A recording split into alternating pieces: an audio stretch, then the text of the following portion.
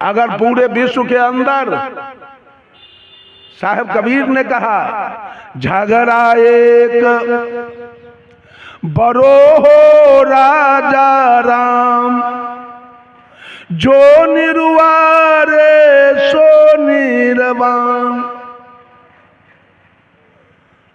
ब्रह्म बरागी जहां मां से आया,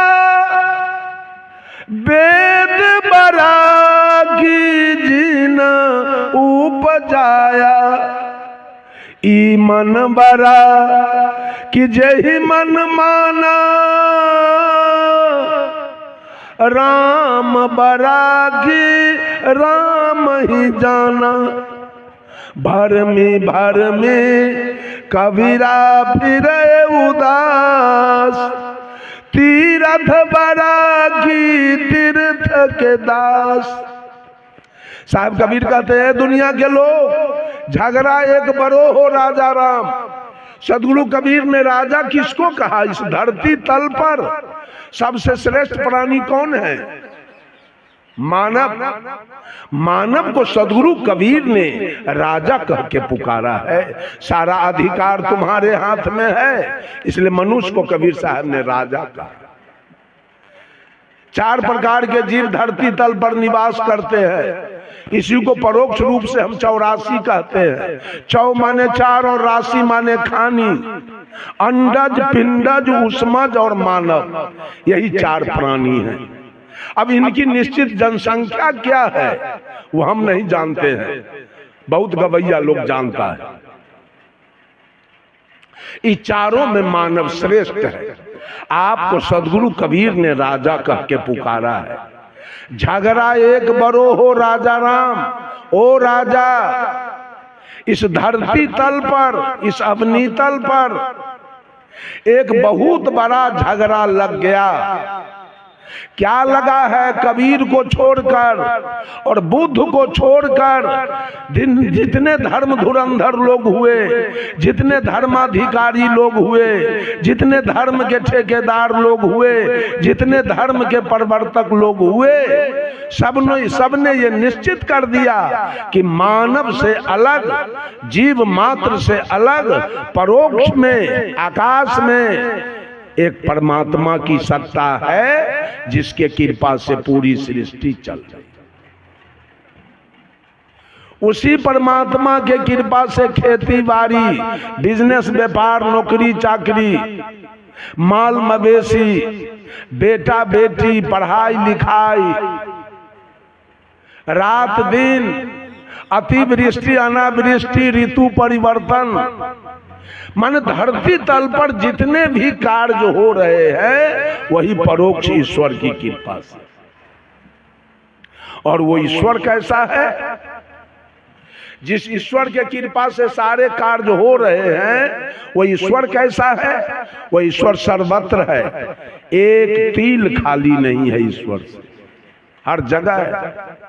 मैंने उस आदमी से पूछा, इसका मतलब ईश्वर वेश्यालय में भी है, ईश्वर चोरी में भी है, ईश्वर डकैती में भी है, ईश्वर दारू के भट्टी में भी है, ईश्वर गाय कटती है वहां भी है, ईश्वर जहां बकरी कटती है वहां भी है, जहां बलात्कार होता है वहां, जब तिल भर जगह खाली नहीं है, इसका मतलब सारा कुकर्म ईश्वर करवा रहा है। ईश्वर सर्वत्र है और ईश्वर सर्वज्ञ है, वो सब कुछ जानता है। इसका मतलब राम जान के अपने पत्नी का हरण कराया, वो तो सर्वज्ञ है, सब कुछ जानता है। ईश्वर सर्वेश्वर है, ईश्वर सर्वव्यापक है। तुलसीदास जी ने लिख दिया, ईश्वर सर्वव्यापक है। व्यापक माने क्या होता है? जो पूर्ण रूप से भरा हुआ हो, जो आकंठ भरा हुआ हो। जैसे घड़ा में पानी पूरा भर दीजिए, उसको कहिए व्यापक।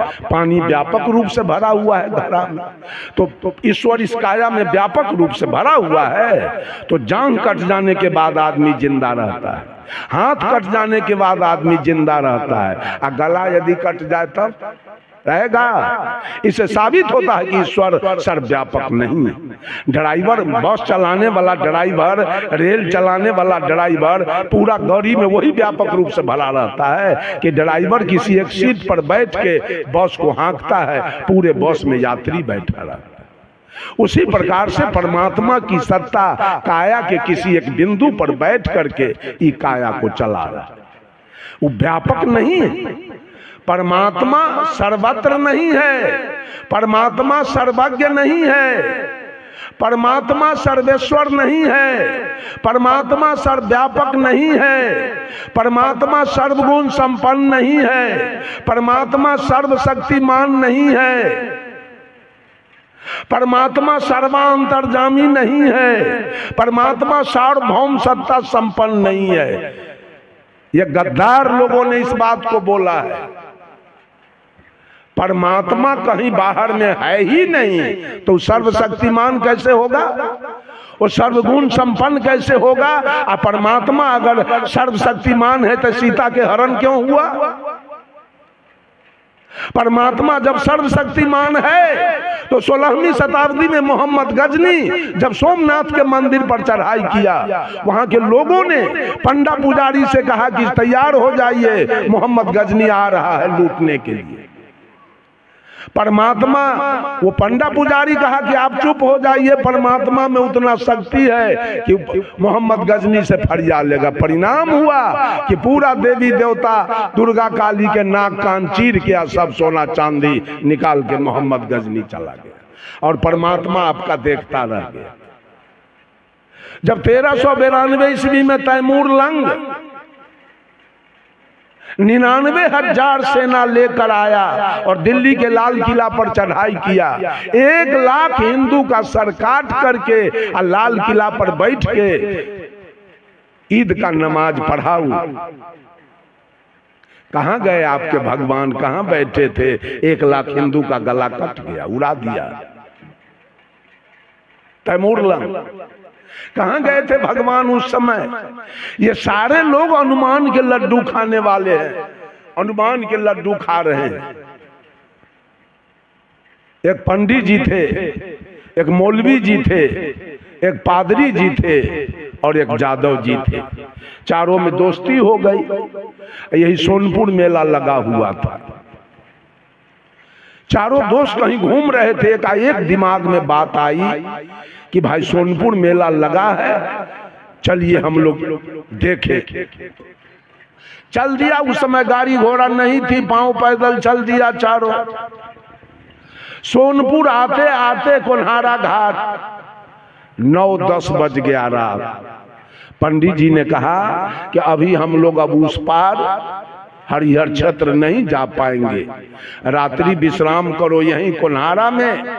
चलो किसी मठ पर कुछ भोजन बनाओ, भोजन करें, विश्राम करें, कल सवेरे उठ के हरिहर क्षेत्र का प्रस्थान करेंगे। कहा ठीक तो है, चला जाए। एक मठ पर गए और पंडित जी ने कहा भात बनाओगे, दाल बनाओगे, सब्जी बनाओगे, भुजिया बनाओगे, पापड़ बनाओगे, तिलौरी बनाओगे। बहुत समय 10 बजिए रहा है, 2:30-3 बज जाएगा भोर। खाते खाते 4 बजेगा। सोओगे कब और जाओगे कब। इससे अच्छा है कि कम समय में जो भोजन बने उस भोजन को बनाओ कि हम लोग तुरंत खा के सो जाए। जादव जी झट से कह दिए फिर तस्मई बन जाए, दूसरा कुछ बनाना नहीं पड़ेगा। झटपट में एगो पाक तस्मई बनेगा और सब लोग खा के बिछावन पकड़ लेंगे। जादव जी की बात पास हो गई। पंडित जी ने जादव जी से कहा जादव जी आप दूध खरीद के ले आइए। मौलवी को कहा चावल चीनी गरी छोहारा मुनक्का खरीद के ले आइए। पादरी जी को कहा आप जलावन और पानी ले आइए। तीनों जने गए, तीनों सामान लाने। तब तक पंडित जी मठ को बहार सोहार के तैयार किया, सारे सामान आ गया। पंडित जी सोचा सबसे बड़का जात तो हम हैं, हम ही क्यों नहीं तस्मई बनावे। जादव जी को, मौलवी जी को, पादरी जी को, तीनों को कहा आप लोग बैठ जाइए, अब मैं तस्मई बनाता हूँ। वो तीनों बैठ गए और ये तस्मई बनाना शुरू किया। तस्मई बन गया। पंडित जी ढक्कन से ढक के तस्मई उतार के रख दिया और जादव जी और मौलवी जी और पादरी जी से कहा आप तीनों थाली लेके बैठिए, अब मैं परस के खिला देता हूं, बाद में मैं भी खा लूंगा। जादव जी, मौलवी जी, पादरी जी थाली लेके बैठ गए। पंडित जी डेगची उठाए गए परसने के लिए, ढक्कन हटाए, करछुल भिराए। तस्मई तो अभी गर्मे था, उसका वाष्प जो निकला वो पंडित जी के नाक में स्पर्श हुआ। इतना गमक रहा था वो तस्मई, इतना बेजोड़ बना हुआ था, पंडित जी को लोभ हो गया। ओहो, इतना बढ़िया तस्मई बना के आई जादव जी को, मौलवी जी को, पादरी को कैसे खिला दे। लगाते हैं कोई फेरी और सब तस्मई हम अपने खा जाएंगे। कहा सुनिए, एक एक करछुल तस्मई सब लोगों को मिलेगा, हम भी एक एक करछुल खाएंगे।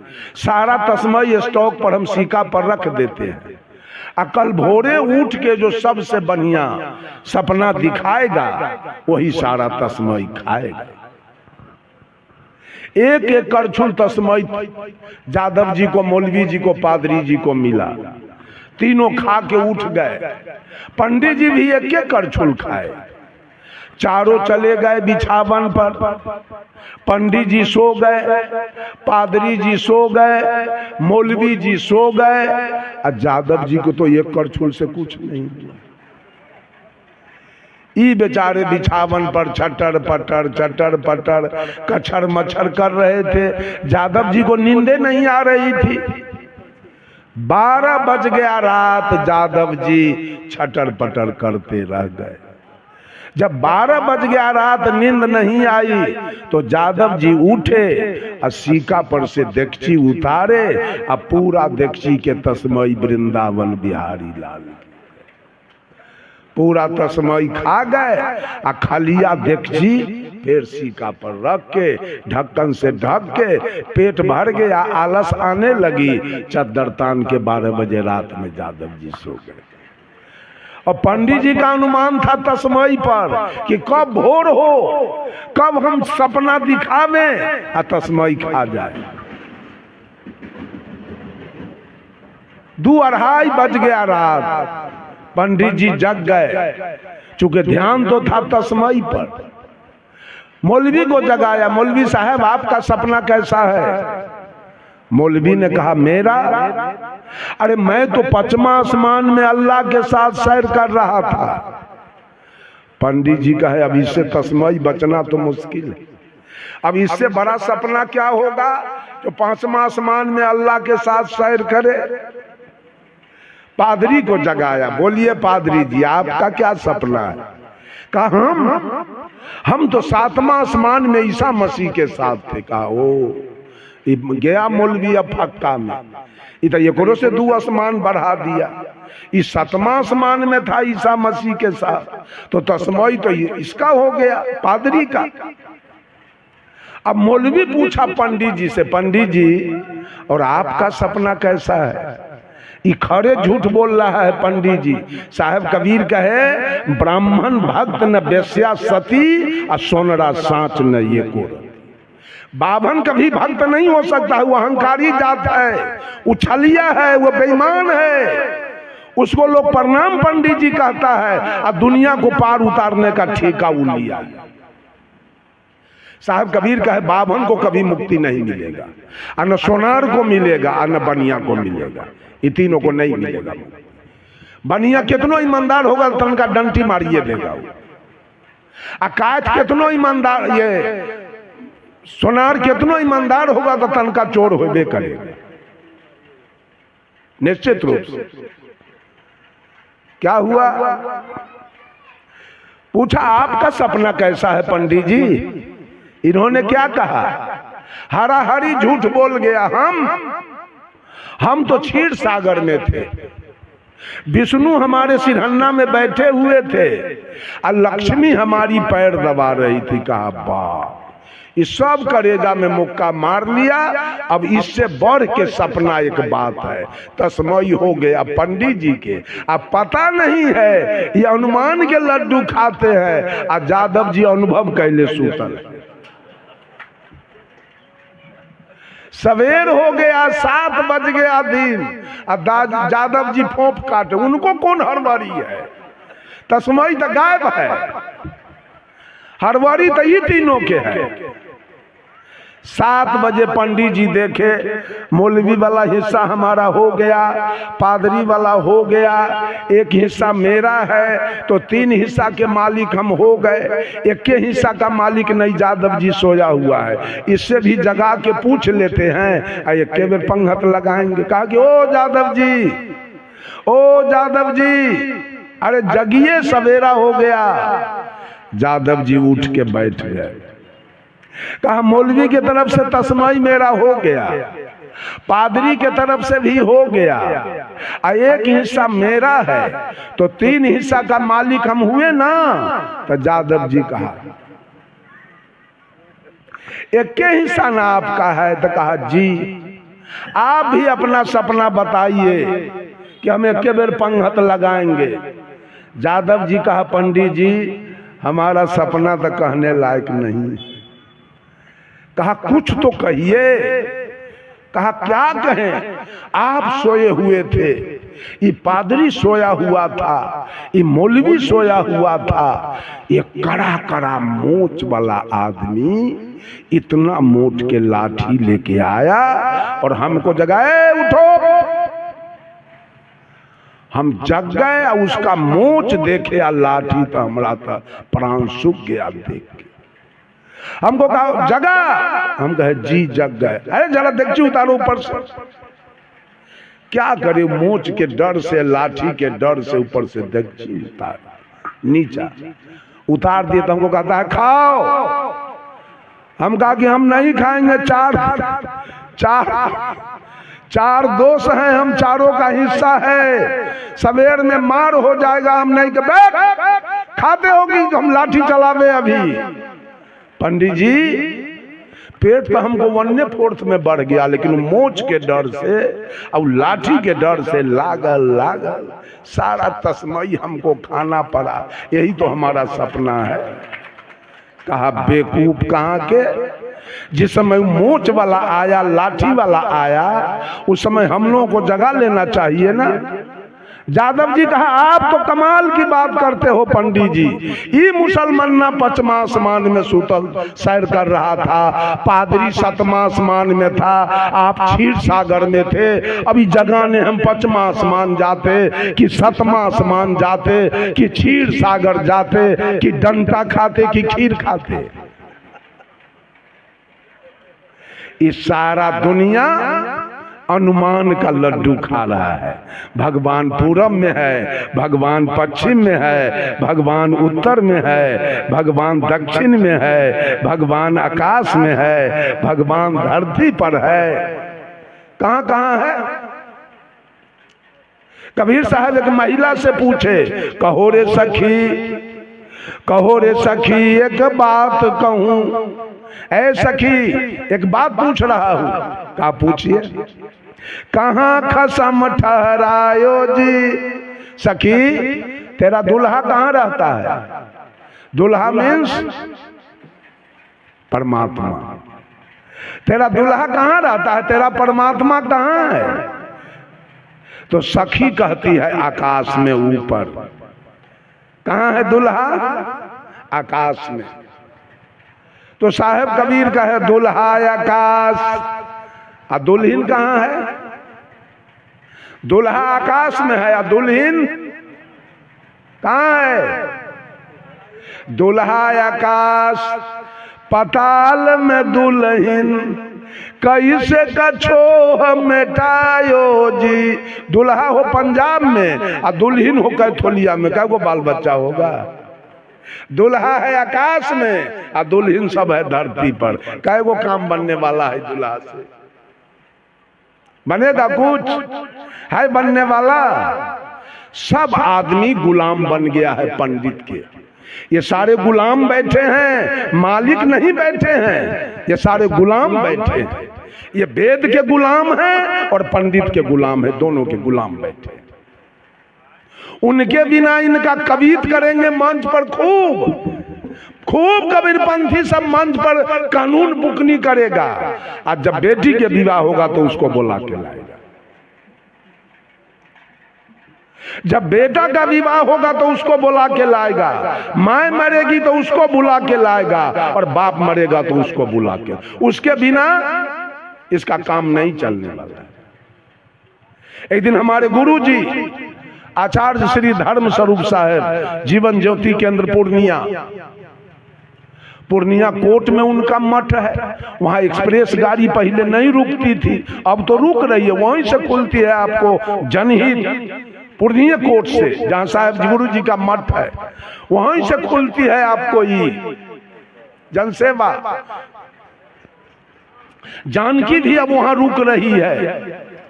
पहले गुरु जी को कहीं जाना पड़ता था तो जाते थे पूर्णिया जंक्शन, वहां जाके गाड़ी पकड़ते थे।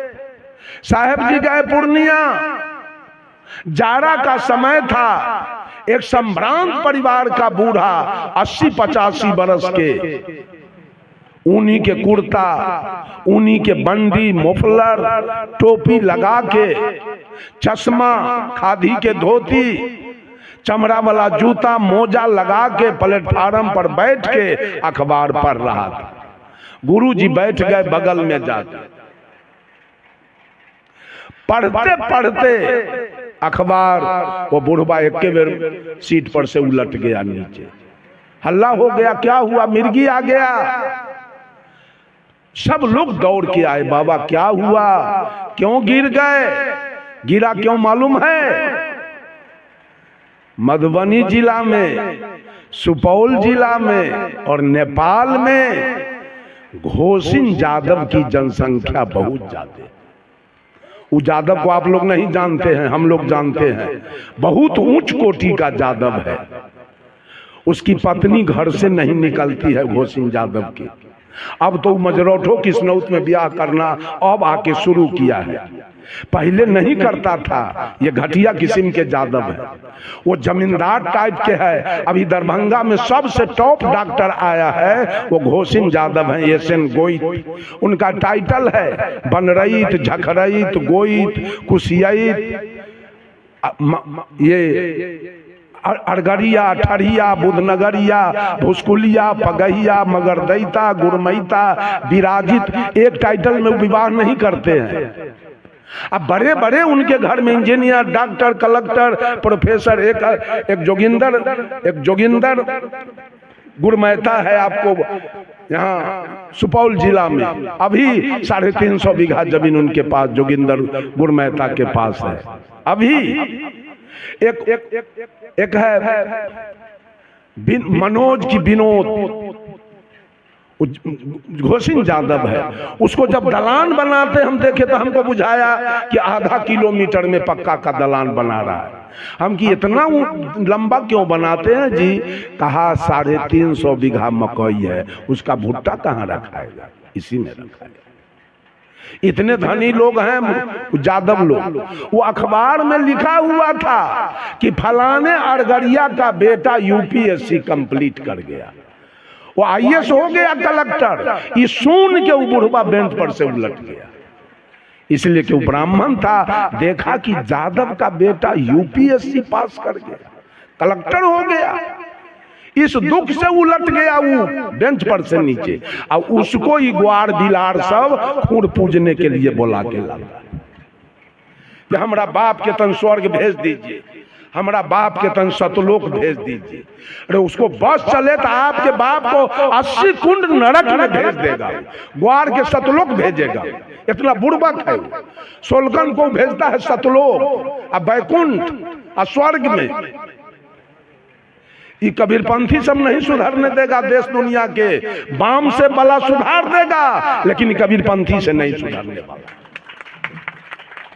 मैं जाता हूं बाम सेब के कार्यक्रम में बराबर, भागी लेता हूं बाम सेफ में हर जगह जा जा करके, वो सुधार देगा देश को, लेकिन कबीरपंथी अपना लोभ के चलते नहीं सुधारने देगा कबीर मत को कभी। बंधुओं, मेरा समय तो कुछ बेसी हो गया होगा ना, 5 मिनट बेसी हुआ है। अच्छा, रात में फिर होगा समय। अभी मन संचालक के मर्यादा का रक्षा कीजिए, पालन कीजिए।